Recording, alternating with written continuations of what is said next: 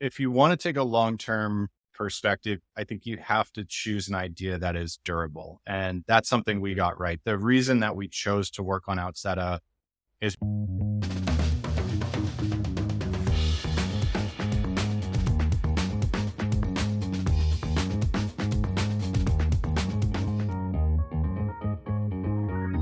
For all of you out there listening, if you are in the market for any kind of software development needs, check out Studio No Code.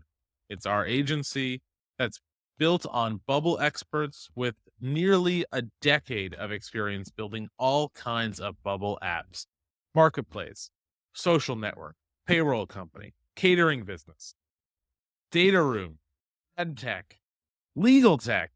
We got a little bit of everything. We've seen it all. And that helps us translate all of our knowledge into your app to build the best product for your customers. We built it professionally, we built it to be secure, and we built it to scale. And we're going to do all these things on time and on budget. So if you are looking for help getting off the ground, getting something to market, or anything in between, give us a call or an email or a carrier pigeon or whatever you want. Studio-nocode.com. We'll probably be there. Welcome back to This Week in No Code. I'm your host, JJ England, here with my co-host, David Pal, and we have another exciting show for you this week in No Code. We have our special guest, Geoff Roberts, the founder and CEO of Outseta, is coming on later in the show for a interview, talking more about how he's built the company, his vision, the unique employment strategy behind it all, and so much more. But before we get into that, we have some exciting news on the AI and No Code front. Some of the AI pendants have dropped, and so much more. So, David, why don't you take it away? Yeah, let's start off with some news. You may have seen some of the backlash of some of MKBHD's Marquez Brownlee's latest video review of some hardware. First, he took down Fisker, and now he's kind of talking about Rabbit R1 and Humane's AI pin. These two companies have released their newest version of their hardware, their LLM-oriented hardware, a take on what Siri might be without the iPhone. Basically bringing these devices, these pendants, whether they're worn on a shirt or as a pin on your lapel or a necklace. That's where the Humane world is going. Humane and Limitless have some of these tools. Rabbit R1 is a handheld device. They partnered with Teenage Engineering, known for some of these kind of retro looking devices, to try bring LLMs off of your computer and into your everyday life. And I'm not sure they're working very well. Yeah, it doesn't seem like it. I mean, the human AI pin, it's a beautiful design, right? Like all the technology that they packed into this little pin is very impressive. But Mhm. the actual experience and the actual need of it is just like, it almost feels like they just wanted to make something beautiful. And the review that was left by M. Marquez, yeah, MKBHD. there you go. The review that was left by him, pretty much said such, right? And then followed on with the Rabbit R1 review of just like, these things are really hard to review. Like, it's not really solving much. Um, it's like, I understand that there's a huge hype for products in the AI space, right? And some of these products had amazing demos. Okay. So the salesmanship was there. The Mhm. the beautifulness of this product was there. But the actual practicality, it seemingly is missing. And that's the most Yeah. important part. Like that product market fit, it's a decade old problem. This is a natural thing. And it just Yeah. seems like it's just not hitting where you need to hit for, some of these things are priced at $700 for the AI pin, the humane one. The Rabbit R1 is priced one at 199, which is more affordable. But if you just open up ChatGPT on your iPhone, you have it right there in many ways. And so it's like, what's warranting an extra device in your pocket or an extra device on your shirt with a little laser screen that you kind of touch through in a little cool way? So it just wasn't there for me. Yeah, it's almost like they took a marketing idea and then just didn't execute it well enough. Right? I think we live in a time where expectations for performance are super high, right? Like think about all the things we can do on our iPhone that we used to not be able to do even on our computer, right? And And so we're expecting flawless execution from everything that we interact with, software products and hardware products. And Hmm. these were very much V1 products, and they failed. I think they Yeah. fell really short on the implementation. I think theoretically, like what I love about the concept behind Humane is kind of like the light phone or the brick phone, right? Like, how do we get off of our cell phones, pick our heads up and see the world around us without using our phone everywhere, but still like engage with society and get what we need? Glasses. Yeah, maybe glasses, maybe a headset. I saw someone Yeah. with a monocle the other day, like Yeah. one glass, like kind of that looks By kind the of way, have weird. you seen anyone with an Apple headset yet? Like that hype is just gone. Well, I mean, no one ever wears them out in public, so I would never see them, Oh, I right? don't Like, it's see not it an posted iPhone. online anymore either. I feel like that's just disappeared. Yeah, and Apple's making some cuts on their production targets. But I think, like, I like the idea. So, I was talking to Harrison, our producer, the other day about, um AI as the form factor, right? Like you build apps for your phone, you build apps for AI, and I interact with voice and text instead of UIs. I think that is really cool, and I like the idea of being able to do everything I need without looking at a screen, Yeah. which is what Humane's aiming for. I just think like the actual implementation has so far to go, and I don't know that they're going to be able to outride this like doom hype cycle, like of Yeah. how terrible it is, and they lost their CTO and all of these things. I Yeah. don't know that they really recover the same. I mean, you could talk about like the ethics and behind, leaving a review like that bad, but like I mean, I'm on his side. Like he's been doing this for a long time. This is what Mhm. he does. He needs to have his integrity. He needs to be honest. He needs to be Yeah, trusted. Otherwise, his audience is just not going to listen to him anymore. He's right. going to It's be a just an ad. sellout. Yeah, Yeah, just an ad, and it's not doing anyone any service. Then a lot of people are going to go buy it and be disappointed, and that's well earned money gone. And then this is just yeah. this is how it goes. If you put out a product, it's subject to feedback, good or Especially bad. with this hype that you built up of, oh my god, it's going to be so incredible. Right, and that's a Yeah, risk that you you did took that. as a company to put out that much hype. The R1 hype was insane, right? 100,000 Humane as units well. sold. Yeah. They're Mhm. bragging about that, but then as soon as someone gets their hand on it, just like, yeah, this what is this thing, Right, right, right. That's also how many, pieces of underwear were bought on Amazon last month, but no one's claiming any feat by doing that. But those might have more purpose. So, Yeah, yeah, who yeah. knows? Exactly. Yeah. Yeah, so it's an Uh, interesting world. This is just the beginning. AI products coming to market, huge hype around it. Can they match up? The hardware seemingly was almost there for Humane Pin, but just the practicality of it just wasn't yet. Maybe they're trying to force this before, so it might be a little too early still. yeah. Interested to see Maybe. how this continues. Let's get on to the new one with Hume AI and the importance of emotional intelligence with AI. So they are a research laboratory and they have developed models that can detect emotions in humans and meet them at that level with their AI algorithms and whatnot. And so uh, it's a really interesting thing that could be used in a lot of different ways, virtual health, educational stuff, therapist, customer experience, a lot of ways that could be tapped into, how a human's emotion is. And then, rifting off of that to kind of serve them better. And I think it's also a vital piece for like robots and everything else to come of like emotional intelligence. And this model brings it. And from the reviews I've seen and the demos online, it's been really impressive. Yeah, we've seen a surge in life coach and therapy AI systems. Yeah. People trying to put these chatbots together that like help you track things or talk through things or all that kind of world. I think it's really interesting, but they kind of fall flat. They're just giving you a response um based on whatever the LLM thinks should come next. Yeah. I am actually pretty interested how this technologically works, right? If they're just how do they train the data in a way that can actually elicit these responses instead of just improving the prompt, right? Like, Yeah. is this, I don't want to say it's a rapper. It's not a rapper. And even if it were, that's fine. But what's the technical underpinning that makes it more intelligent and more emotionally aware? I don't know. Curious. It Just seems like math, right? yeah. I don't know, but I could see it being acquired at some point by like an OpenAI or something. Speaking of OpenAI, they released this week memory between chats. So now these robots are memorizing everything you tell them as well.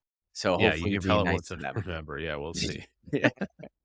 Uh, What about Tines? They raised Time, yeah. $50 million. Who Yeah, are they? so What are they up to? a little bit of breaking news. Tynes announces a Series B extension. They raised $50 million. I don't have their exact funding to date, but it's a pretty big round for what seems to be a automation and alerting company. This is a platform that on their website looks similar to a Make or a Zapier, lots of integrations, but seems to be really DevOps, security, and IT focused. Hmm. They claim to be able to do lots of like back end things, lots of email parsing. But when you read through some of their use cases, what people are using it for, there is a security and developer tool component to this.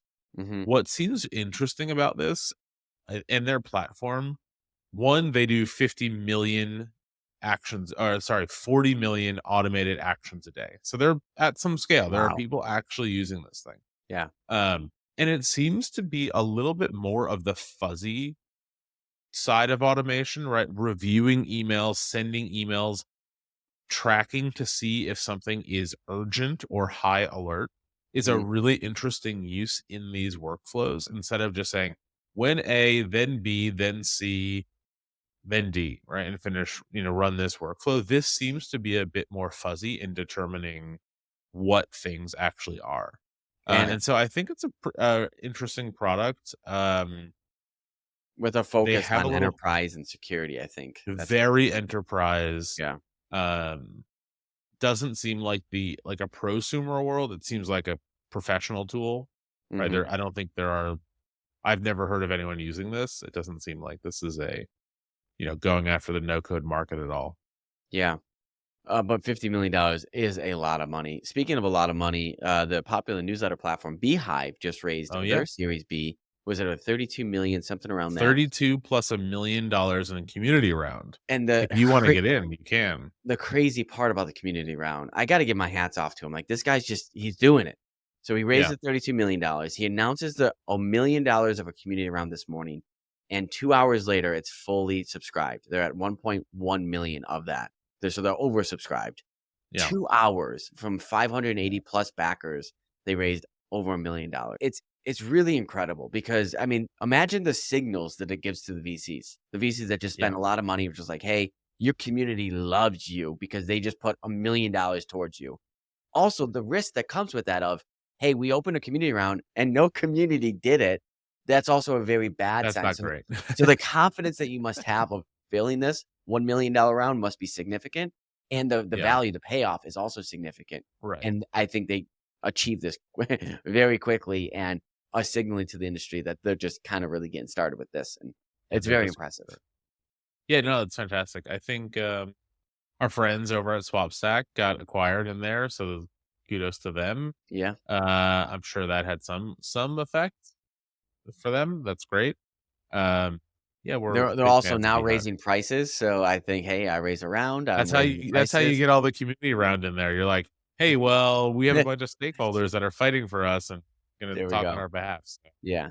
maybe Well, the minds will well, get why along. don't we get on to our interview with Yeah, Geoff let's and do bring it. him onto the stage? Now, a quick break for our sponsor of This Week in No Code. If any of you guys are looking to learn more about Bubble, whether you're a beginner or a professional looking to get certifications and take your skills to the next level, you got to check out No Code Alliance. It's been a personal project of mine for the last 2 to 3 years.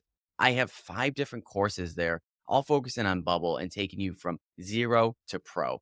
And these courses tell you everything you need to know to start earning 6 figures as a Bubble developer. So go to nocodealliance.org, either get started with the beginner course or take our package and go from zero to pro in the next 3 to 6 months, and you won't regret it. That's nocodealliance.org. Back to the show. And here we are with Geoff from Outseta. Geoff, thanks for coming on to the show. We're really looking forward to your interview today. Yeah, thanks for having me, guys. Why don't we get started? Give us a quick pitch of what Outseta is. Sure. So Outseta is a all-in-one tech stack to build either a SaaS or membership type business. So if you look at any of these types of subscription businesses, they essentially need all the same core tools. They need a billing engine to charge their customers, authentication tools to log people into their sites or their products, a CRM, an email system, a help desk. Outseta brings those sort of business management tools together in a single platform, and then either integrates with your SaaS product or the content that you're trying to protect on your website. Interesting. So this is, I think, one of the popular tools that came about a little while ago when you're building on Webflow was a member stack. This is like just a bigger, fuller, better Exactly. version of that. Yep. Yeah. MemberStack is probably our most direct competitor. Okay. Our differentiators are basically the all-in-one nature of the product, Yeah. as well as we support team-based subscriptions or team-based memberships. Yeah. And I was looking on your Twitter earlier today. I noticed you just recently, maybe 3 weeks ago, hit 7.5 years 7.5 years. at the business. Yep. That is Wow. incredible. Tell me, okay, so lots have changed, right? Obviously, in the last 7 years. Yep. That was what, 2016, something like that. End of 2016. Yep. End of 2016. What was the world like? Like, what were you like thinking about at that moment that you were like, hey, I'm gonna go build a SaaS? Yeah. SaaS. Yeah. So at that time, I had just finished up working at another SaaS startup that's called Buildium. And in that business, I joined very early. I was one of the first handful of employees, and I was the non-technical, bumbling business idiot. And I was going to the co-founder of the company, who's now my co-founder at Outseta, saying, we need to integrate Stripe with ChargeBee, with HubSpot, with Zendesk, with ChartMogul. And at some point, he just kind of threw his hands up and was like, you know what? I'm spending more time integrating software tools than I am building our actual software. Yeah. So we ended up building, in the context of that business, what essentially became an early version of Outseta. And when we were ready to work on something new, we said, you know what, that tech stack that we built to support our own needs as an early stage company, there's nothing really like it out there. Like, there's Shopify to help you launch an e-commerce store. There's no one helping you launch a SaaS or membership business. So that's where it all came from. Interesting. And a lot of the context that I know Outseta from is in the no code space, right? Helping Sure. me as, for example, a bubble developer do all of these things and not have to integrate one thing at a time. Yep. But 7.5 years ago, no code wasn't really as big as it is today. And so was Sure. that the original plan, or was that just how did that come together? Yeah. We definitely set out to solve this problem for SaaS companies first. And even today, our entire business, we're a traditional code-based SaaS company. It runs on Outseta. Nice. So that was our first target market. And then around 2020, no code had started to sort of explode, and Webflow in particular had become very popular. And we never really set out to serve that market, but we got sort of sucked into the Webflow ecosystem. And what we realized very quickly was the all-in-one nature of Outseta delivered that much more value to a less technical builder who doesn't necessarily have the skill set to integrate all these tools really well. So that was really the first major impetus in our growth. And then sort of the developers came running back thereafter as speed to market and no code tools grew in popularity.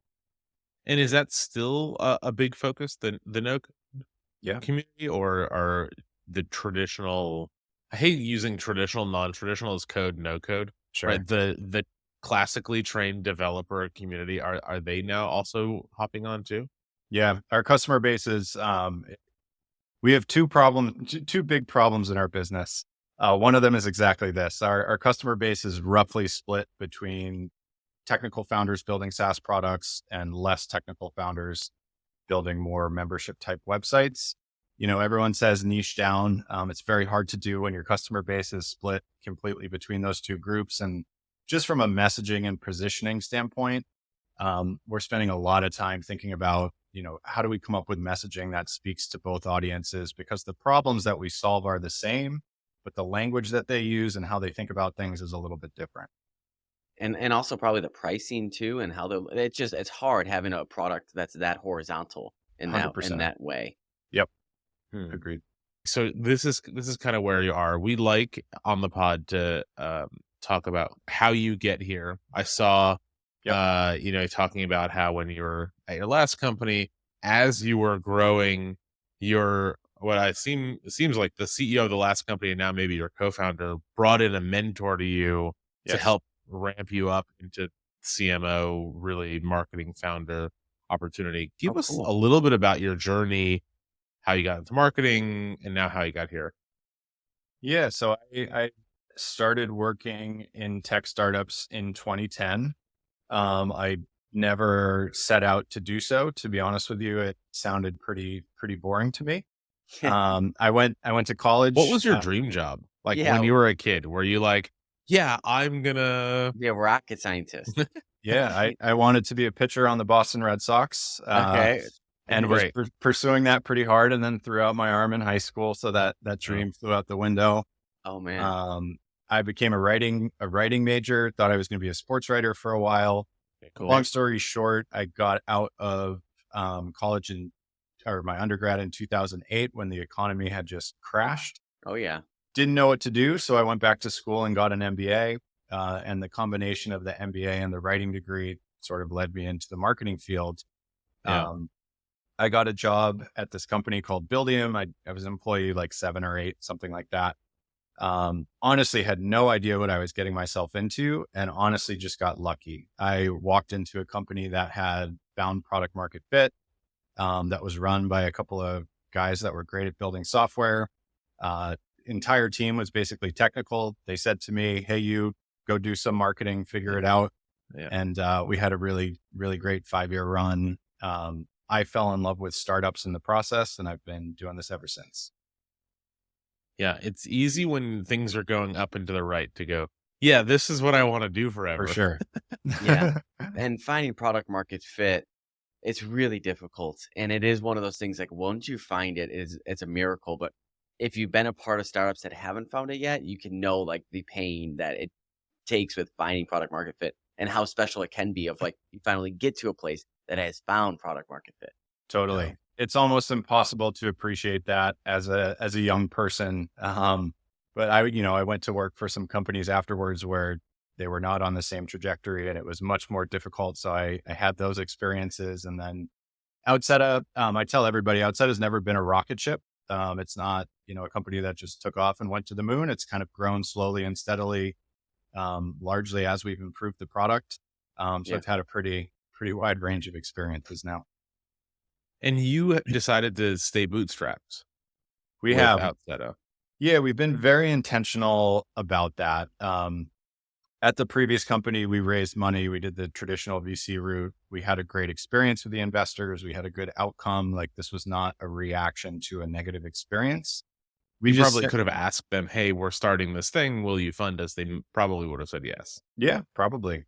But we just kind of said, you know what, we had more fun as a company of 20 than we did as a company of 200. Let's find something we can work on for 15 plus years, keep the team small and take it as far as we can. So that's what we're up to.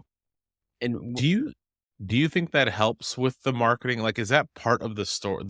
That part of the story, is that a piece of the marketing? Hey, we are just like you, developer, no code developer building an app for themselves. We're not trying to just, get someone else rich. We're part of this.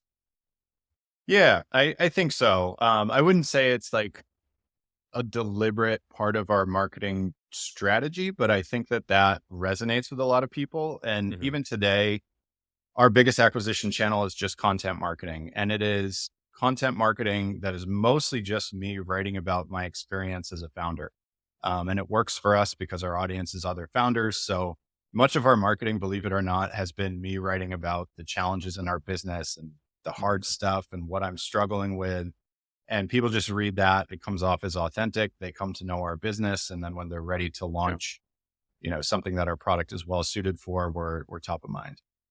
Yeah, I think it's great to have such a horizontal product where you can do so much. Can you tell us more about like each of the feature sets? Because each of those feature sets are almost like companies in itself. Yeah, totally.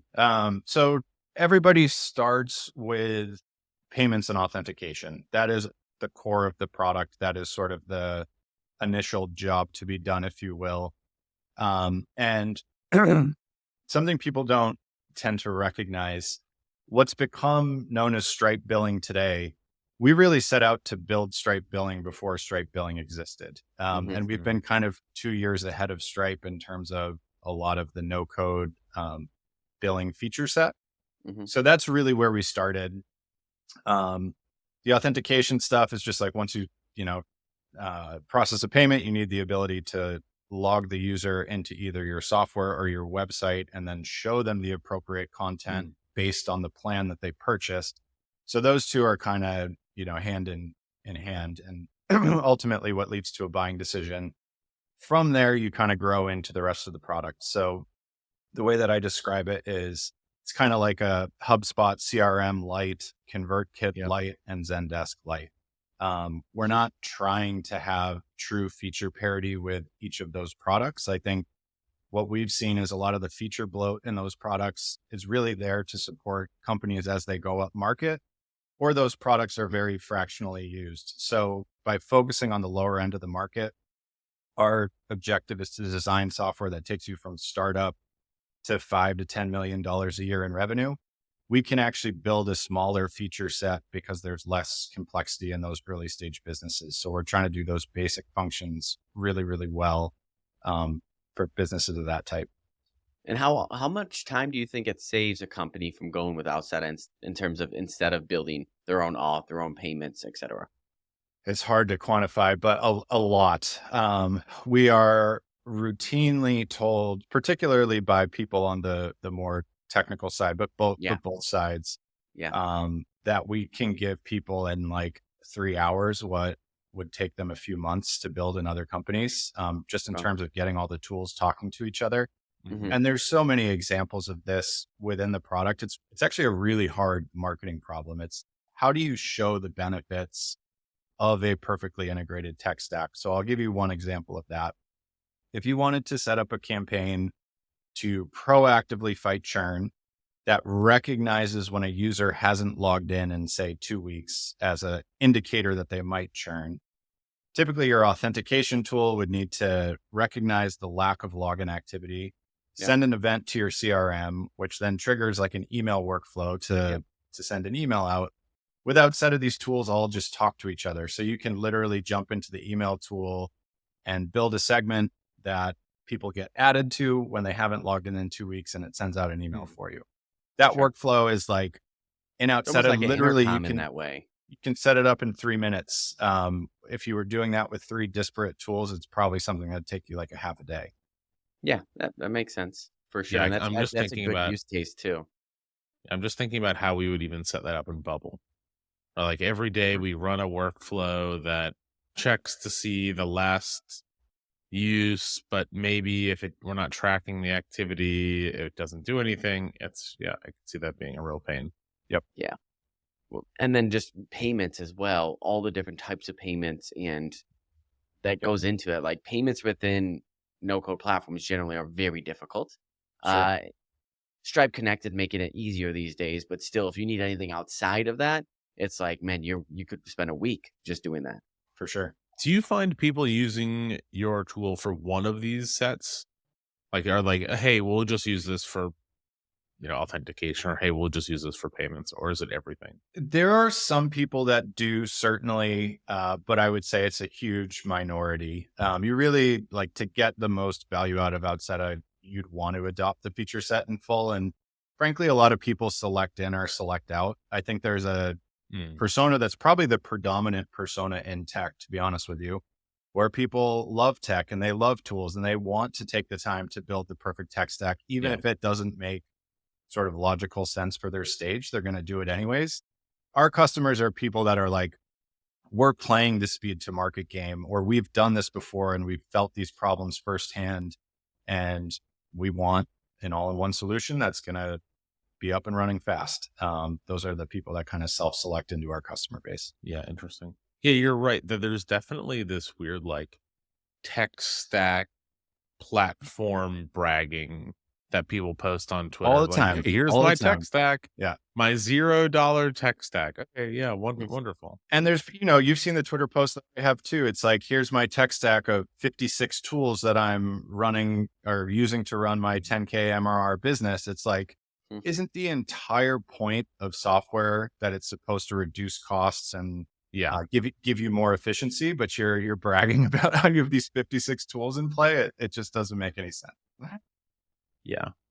It's kind of backward. I mean, this is where people are talking about subscription fatigue.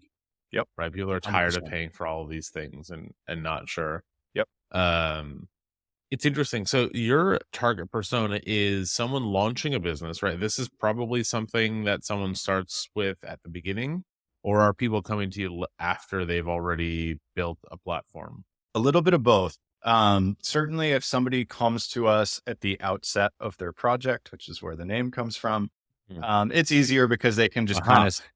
kind of step Makes into each of the features as their need for it arises, right? If you're a day one startup, you probably don't need the CRM component on day one, but you want to integrate billing and auth and whatnot with your site or your tool. So you start there. That being said, we do a lot of migrations these days. And that's actually how we grow fastest as a business, because we're migrating businesses with pre-existing revenue onto our platform, and we make money primarily by payment processing.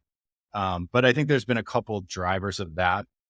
One is there's just a whole bunch of old crappy membership software products out there, Yeah. particularly like in the WordPress space, that are really archaic. So there's a lot of those businesses just sort of modernizing. And the second one is, I think it is this subscription fatigue.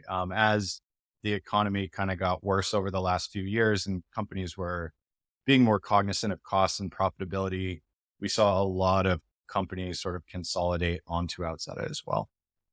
Yeah. Interesting. Now, as a profitable bootstrap Mhm. business, I'm sure you're all over your metrics and looking at things. Yep. But I imagine dealing with startups make Yeah, calculating churn kind of artificial, right? Like, sure. you're trying, if I'm running a SaaS company and I'm trying to figure out um what's wrong with my product, right? I look at churn and go, wow, people are leaving. Yep, But sometimes people leaving to go to a different tool is different than people leaving because they stopped the business. sure. Do you find that hard to work with startups that are coming and going, at the turn of a hat, or whatever idiom you want to use in there?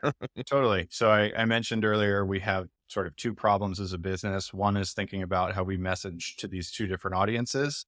The second one is unequivocally churn. Yeah. Because we sell to startups, we have a relatively high churn rate if you look at it as a percentage compared to Sure. other SaaS businesses. And it is almost entirely because we sell to startups. The huge driver of that churn is just people shutting down or going out of Mhm. business. So for us, that's a constraint that we know that we have in our business and we need to work around.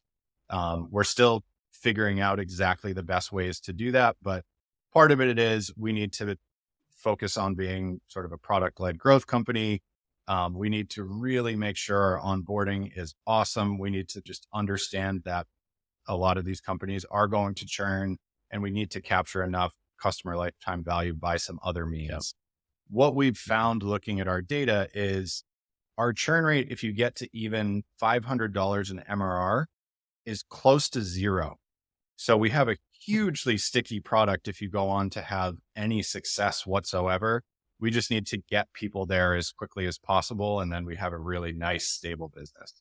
Yeah. Interesting. Is I think that also relies on you moving up stage a little bit too with more mature businesses and migrating them over. But Yep, that also means that you need to have a product good enough to warrant the migration for from sure. something, right? Which is also really hard because migrating off is just not a place where I want to be either, you know? Yep.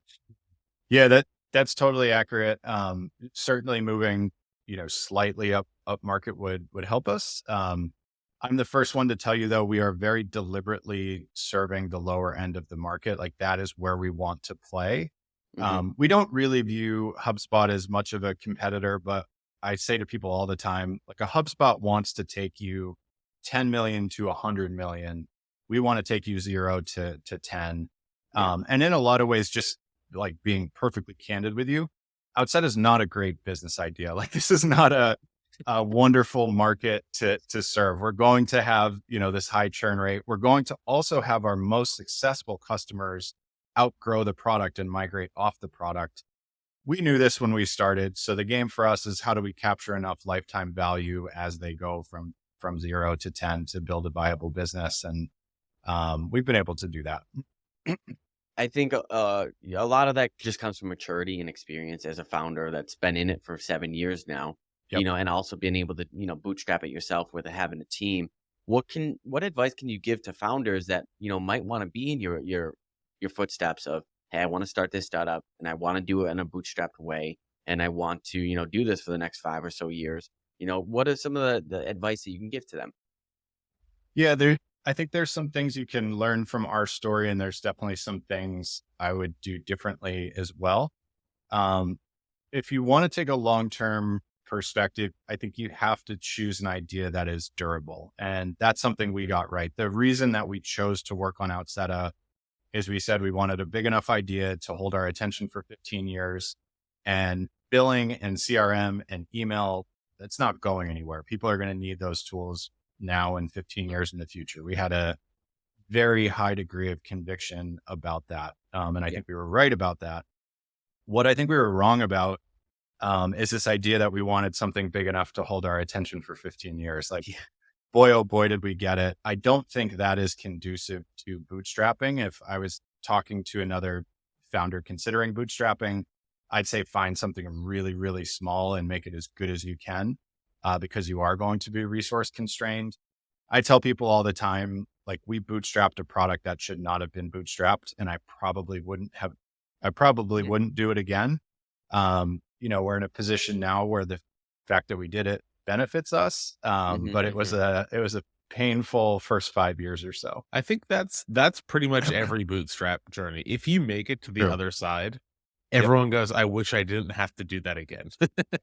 I would definitely bootstrap a company again, but it would be something with a much smaller footprint on the product side than Outseta is. But you've been in a little bit of both, because before the bootstrap, you had the opportunity to raise money, and then you're like, I don't want to do that again as well. So you have made both choices now.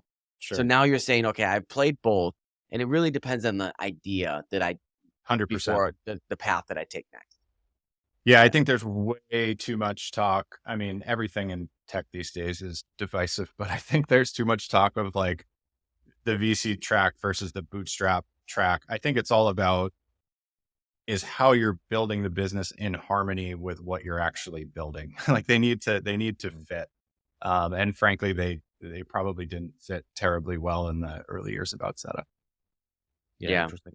I totally agree that in the bootstrap world, a smaller surface area product is much more sustainable just because of how much attention and focus you need on the fringe of what you're building. Yep. Right. It's like an army, right? You don't want to build an army so big and so vast that you need thousands of people at the edge to protect your borders, right? You want a small enough area to try to protect and building your empire that you can do it with a couple people. Right. Because people will always be attacking, right? Stripe will come out with a product that's similar. A new CRM is going to come. MemberStack will show up. Like you are going to be fighting on all of these fronts, and having a small area to protect is much more likely to succeed.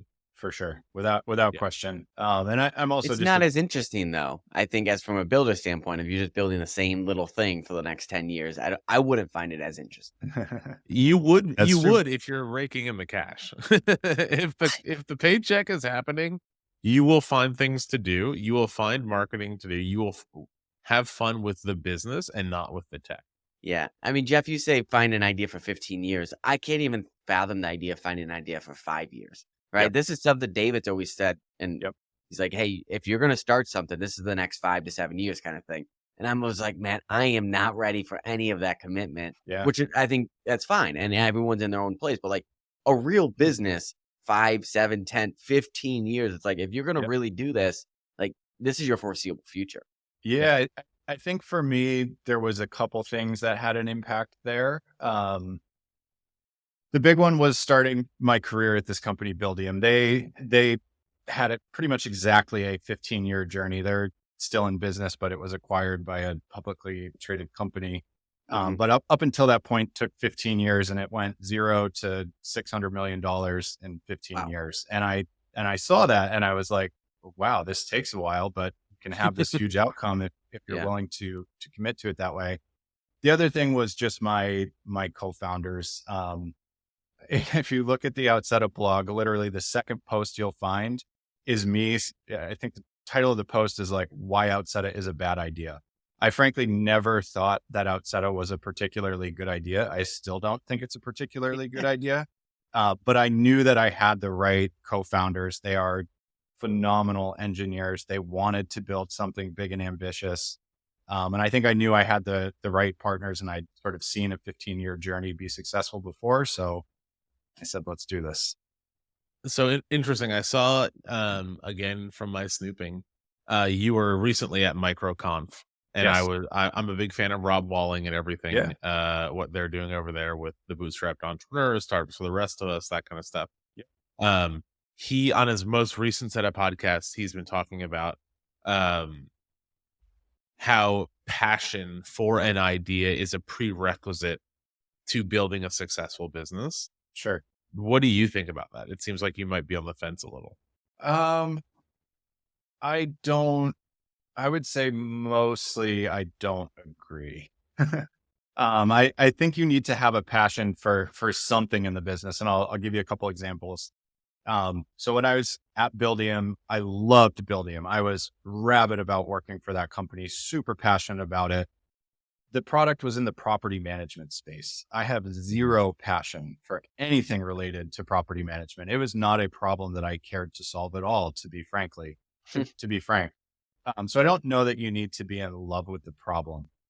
But at Outseta, same sort of thing. I don't particularly care about CRM or email marketing tools or payments. Like I'm not like passionate about the problem, so to speak, but I'm passionate about growing startups. I have the opportunity to do that every day. I'm passionate about being sort of a steward for entrepreneurship. I talk to entrepreneurs all day long. And my own sort of passion really comes through most in how companies are built and organizational design and those sorts of things. And Mhm. that's something we've taken kind of a unique approach to at Outseta. So all of those things get me fired up to work every day, have kind of kept my embers burning for the last 7.5 years, Yeah. way more than the problem that we're solving. I am in your camp too. When he said that it's like you have to kind of be interested and passionate. I felt like I'm passionate about building a startup and those challenges and learning everything I Yep. can on how to build the system of launching products and startups and feedback and all of that kind of thing. That's what's exciting about to me about at least the latest SaaS that I'm working on, not specifically the problem, but I think that's another passion thing, right? A piece of the passion. It's not necessarily the idea, it's the journey. Yeah. I guess the right way to put it is you have to have passion somewhere in your business. It just Mhm. doesn't necessarily have to be Yeah. a problem. I think that's a good way to say it too. I'm personally, I'm very passionate about the industry that I'm working in, the no code industry, and like what I'm Yep. doing right now. And I think it's a really good alignment in that sense. And so that also brings a lot of energy out of me is because I really love where I'm going in this way. And that's the passion that I have. But I think you need some kind of passion, right? Because For there sure. are going to be roadblocks, there are going to be hurdles, there's going to be a lot of things that you need to just overcome. And if you don't have that drive, that passion, it's going to be really hard to stick with it for the long run to where you are today. Yeah, yeah, definitely. Either that or good partners. And it sounds like Jeff, you have a great co-founder that you guys gel and jam. When things are tough, you have each other. We do. We have a ton of, there's two of them, and we're all very aligned in what we want to get out of the business and have been since day one. Which is But incredible they and are hard. also like, they have passion on the technology front. Like they tell me like writing code gives them a rush. Like they Yeah, love the pieces that I don't necessarily love. So it works out well. Yeah, yeah. and finding a That's co-founder is very difficult. Finding two is very difficult. keeping Yep. those passions aligned for 7 years is like impossible. So the fact that you've been able to do that in a bootstrapped way while still building a great product, that's very reputable, I think is hats off to you. Thank you. What do you see next? Like, is this, are you way halfway through the 15-year journey? Where do you see this going? Yeah, we're halfway through the 15-year journey as of like 2 weeks ago. Okay. So my mindset, for better or worse, is we're going to do this for another 7.5 years. I'm going to wake up every single day, make this product as much better as I can, and look up 7.5 years from now. And if we execute, we'll have really good options. Mhm. Maybe the business continues to run. It is structured to spit off profits to the team and that kind of stuff. Hmm. Maybe we do sell it. I don't know, to be honest with you, but my mindset is execute and then look up, and we'll have plenty of good You options. have 7 years before you need to start looking for what's next. Exactly. I mean, in a perfect world, I'll be honest with you, I would love to see the company actually continue on, but Of course. buy out my equity or something like that, and I'll just retire in 7.5 years. That would be Yeah. that would be Yeah. fine with me. Yeah. It sounds like you're having a lot of fun with the business itself, the marketing experiments. You have Jeff's marketing experiments as well, which seems like a Yep. cool project. And another project that just got started that I'd love to hear a little bit more about is Yeah. Wi-Fi Money, right? Yeah. The kind of Twitter Yep. podcast, YouTube series with AM Plays Life. I think that's pretty fun. Can you give us a little bit more about what that is, the story, where it's going? Yeah. So this was just a completely kind of random, serendipitous, opportunistic type thing that happened. So a young guy, his name is AM. He lives in Kenya. Posted a video online that Peter Levels picked up on and retweeted and said something like, "This guy's going to be rich." And it's just this 19-year-old kid, basically just saying he's hungry and motivated and wants to go learn as much as he possibly can and like build a future for himself. But it was a very sort of impassioned video, and you could feel the kid's energy. So this video went viral and everybody was talking about it. And I was just like, what this kid needs is not people talking about his video. He needs an opportunity. Sure. So we hired him, and he's helping us with our YouTube channel. He's got this other initiative where he's trying to learn 12 different skills over the course of 12 months. Right now, it's copywriting. Yep. So he's actually like sending some prospecting emails on behalf of Outseta. We're just giving him an opportunity to kind of jump in and learn as much as he can. And I meet with him every Friday. And we're posting video updates about it on YouTube and whatnot, but it's been super fun for me. I haven't like formally mentored anybody in quite a long time. And, I kind of forget like how much knowledge you accumulate over a 15-year career. And like, he's sending sales emails and I'm showing him that like he can put my email address in the BCC field and the recipient won't know that I'm on the email, but I'll see the responses. And like these concepts, like his mind just explodes when I introduce him to some of this basic stuff. And it's, Mhm. I've probably gotten more out of it than he has at this point. Well, that's great. There's something that goes for there's something said for just giving someone a shot, Yeah. and I've always tried to do that, like with my educational opportunities, my courses, like those in other countries that may not be able to afford it, but they're really like ready to take it. I just try to gift it to them. And if they take that first one and they do really well with it, then I'll gift them more. And it's just like, listen, I don't want my education, the cost to be, a Yep. factor of you not educating yourself and bettering yourself. Like and it's more than that, right? And so like I've been able to do that with a few people that kind of showed me that, hey, I want to do this. I'm serious about it, and Mhm. yeah, it brings a lot, and I appreciate it, and I love to see other people doing it as well. Yeah. I can tell you, I've been meeting with AM for about a month now. The kid is going places. And, Yeah. I think it's just, it's so common. You hear like all you need for success is hard work, and certainly hard work is a prerequisite, but I think it does need to be paired with opportunity. Yeah, So and luck. and luck. So, I mean, my selfish motivation is I want this kid to look back 10 or 20 years from now when he's successful in his own right and say, Outseta was the company that gave me my shot. Yeah. I mean, think about if Peter never saw that and then he never posted it and he never would have been connected with you. Like there's a luck in that Totally. just Totally. somehow stumbled upon this in there. And luckily he's making the most of it. And hopefully this isn't the last example of how we could, use our privilege and our opportunity and everything else to help others in that way. For sure. Yeah, it's a really cool initiative. I'm glad we got to touch upon it a little bit. Thanks. Anything else that we should talk about or share before we wrap it up here? The topic, I don't know if you came across some of this, but the topic that everybody loves with Outseta is our organizational design. Okay. We have what we call like a build your own adventure employment model, where everybody's paid the same salary. Everybody can choose to work 1 to 5 days a week, and everybody earns Hey, now. equity on the same terms as our founders. Hey, now. I So didn't know this. Are you yeah, hiring for a Yeah. 1 day a week, 200K employee? so it's 200, it's 210K if you work 5 days a week.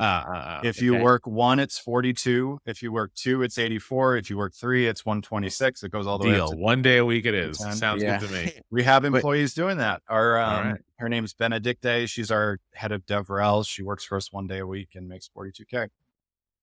Wait, so JJ, talk to us about sorry, softer.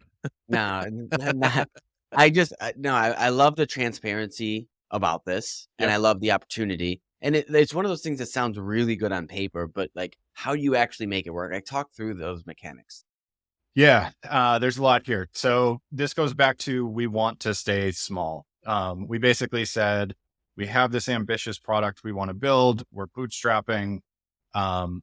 How do we build a company with 20 people that does what we need to do? One of the prerequisites is we need to hire pretty experienced senior people. How do we attract pretty experienced senior people before we have the money to actually do so? We need a model that will sort of let us do that. So we started with what is a excellent competitive salary, and we came up with 210K. Honestly, there's no particular rhyme or reason to that. We have several engineers in particular who could make a lot more than that on the open market. We have some employees where that would kind of be a stretch for them. And that in and of itself is a challenge. But I think the overarching story is by publishing all of this up front, people select in or select out. If you're an engineer and you want to go to Facebook and make 600K, Outseta is not going to be where you feel comfortable working. Yeah, don't try and negotiate with us to get 600K. Exactly. It's not happening. We don't negotiate salaries with anyone. You take it or you leave it, and you kind of choose the arrangement that works for you.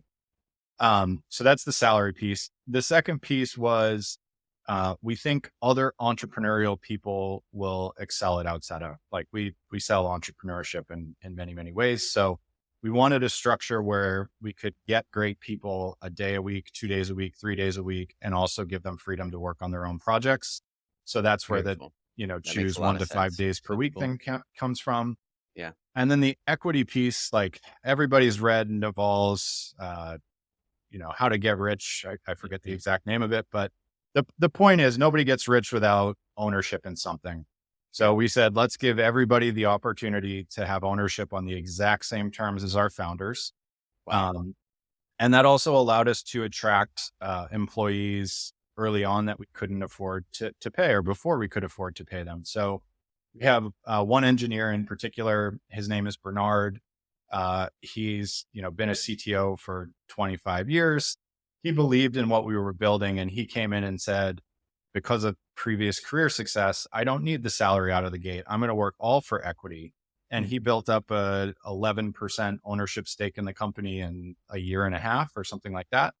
And on one hand, you could look at that and say, you just gave away 10% of your company. Are you crazy?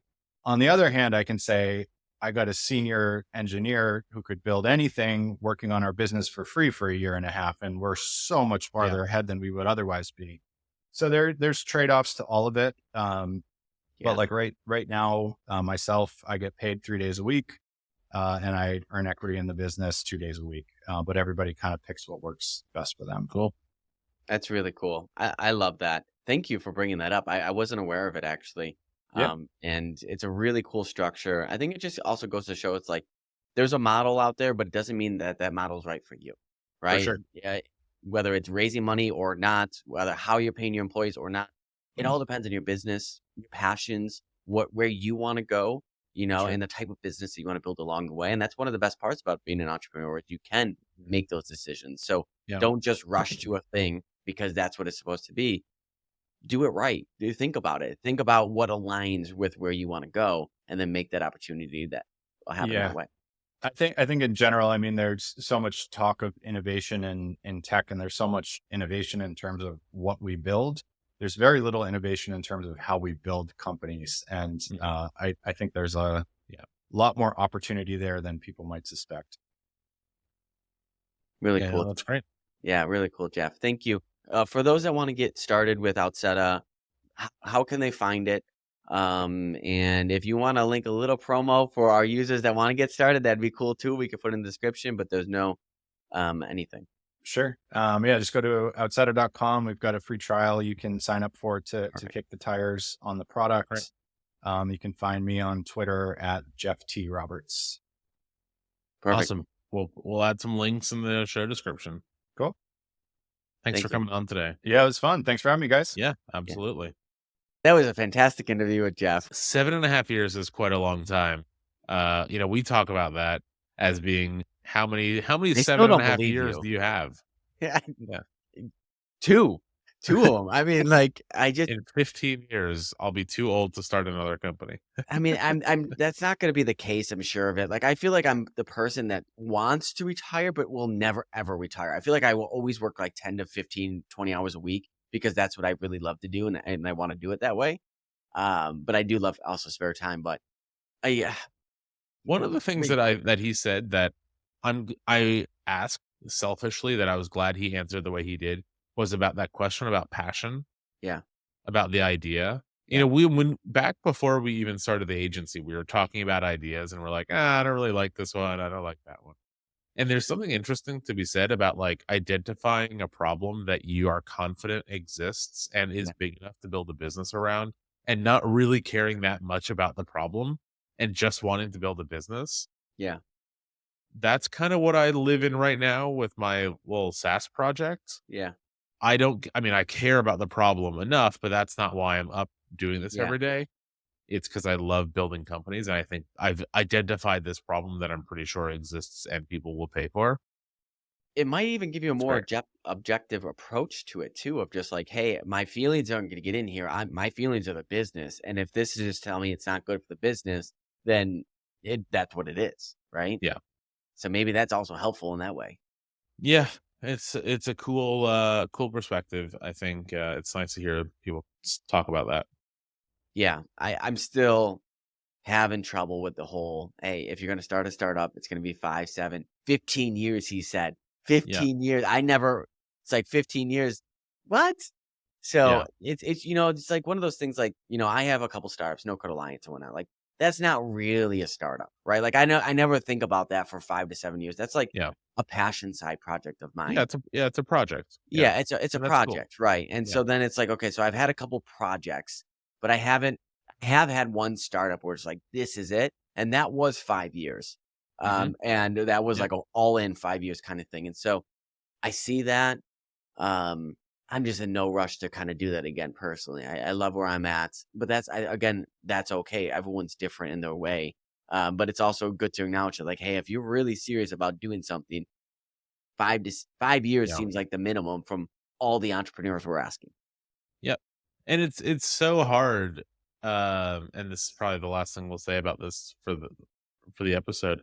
It's so hard to ask anyone to make that commitment on a 3-week dating cycle, right? Yeah. Like you come up with an idea and you're like, oh, that's a great idea.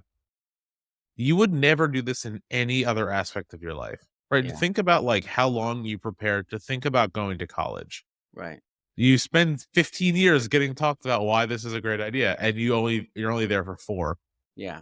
right? And then dating and getting married, yeah, it's a long commitment at the end, but most people don't do it after one day, Yeah, right? And there's this like and also just cycle. like convincing your co-founders as well. You know, like finding an idea that one, two, three other people want to be a part of and have similar visions and are willing to spend 15 years Yeah. is crazy. So it seems like they have a good thing going though. They are Yeah, no, solving that's great. a problem. They are very clear about what they can and cannot do in a good way. I think they know who they are. They have a good sense of who they are, their integrity and whatnot, and they're putting the money where their mouth is with their compensation plan, which I love as well. Transparency there. The story with AM is also really cool. So glad that we got him Yep. on. Also looking forward to our next week in No Code, where we're going to be sharing a lot more. So that's JJ. I'm Uh, JJ. That's David. I'm Dave. Let's just take that again. Yeah. Um, I don't know. I don't know. Well, we've got a lot more planned for you on this pod. We'll share some more next week in No Code. That's it. We'll see you next week in No Code. See you guys.